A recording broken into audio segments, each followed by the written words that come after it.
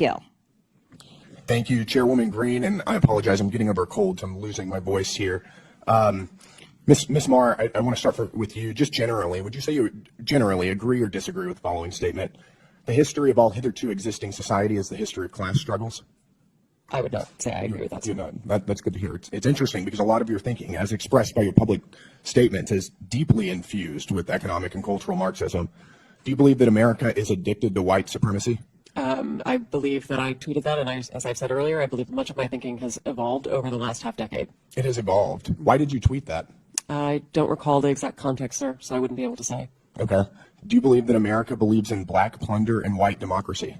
I don't believe that, sir. You tweeted that in reference to a book you were reading at the time, apparently, The Case for Reparations. I don't think I've ever read that book, sir.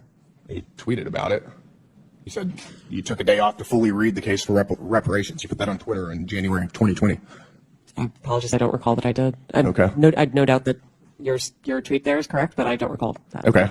Do you believe that white people inherently feel superior to other races? I do not. You don't? You tweeted something to that effect. You said, I grew up feeling superior. How white of me. Why did you tweet that? I think I was probably reflecting on what it was to grow up in an environment where I had lots of advantages. It sounds like you're saying that white people feel superior. I don't believe that anybody feels that way, sir. I was just reflecting on my own experiences. Do you think that white people should pay reparations? I've never said that, sir. Yes, you did. You said it in January of 2020. You tweeted, yes, the North, yes, all of us, yes, America, yes, our original collective sin and unpaid debt, yes, reparations, yes, on this day. I don't believe that was a reference to fiscal reparations, sir. What kind of reparations was it a reference to? I think it was just a reference to the idea that we all owe much to the people who came before us. That's a bizarre way to frame what you tweeted. Okay, how much reparations have you personally paid? Sir, I don't believe that I've ever paid reparations. Okay, just for everybody else. I'm not asking anyone. Seems to to pay be what you're reparations. suggesting. Do you believe that looting is morally wrong? I believe that looting is illegal, and I refer to it as counterproductive. I think it should be prosecuted. Do you believe it's morally wrong, though? Of course. Of course. Then why did you refer to it as counterproductive? It's a very different way to describe it. It is both morally wrong and counterproductive, as well as being You tweeted, it's hard to be mad about protests in reference to the BLM protests, not prioritizing the private property of a system of oppression. You didn't condemn the looting. You said that it was counterproductive.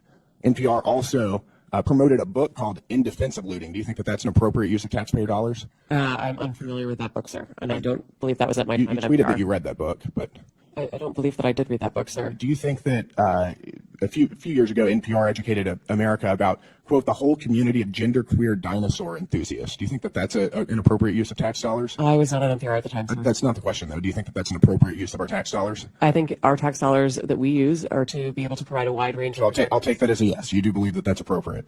Your health advisor at NPR also stated in an interview that, quote, fear of fatness is more harmful than actual fat. Would you like to explain how fear of fatness is more harmful than actual fat? That's an editorial with NPR. I am not familiar with the editorial, and I don't believe that was published during my time here. It's called Diet Culture is Everywhere. Here's how to fight it. Do you think that that's an appropriate use of taxpayer dollars? I think any reporting on health is an appropriate use of taxpayer dollars, yes. And you think that editorializing that fat is not unhealthy is appropriate? I don't know what that article is, sir, and I'm not familiar with it, so I couldn't say. Fake news. Do you think that basic accommodations like doorways or seatbelts represent, quote, latent fat phobia? I don't have an opinion. It's also from NPR. Do you think civility is racist? No, sir. No. Your outlet ran an article entitled, quote, when civility is used as a cudgel against people of color. That was on All Things Considered. Would you like to explain? I'm not on the editorial side, sir. I'm not familiar with that story. You talk about how NPR is news. This is editorialization, and I'll read it. For many people of color in the United States, civility isn't so much social lubricant as it is a vehicle for containing them, preventing social mobility, and preserving the status quo. This is garbage.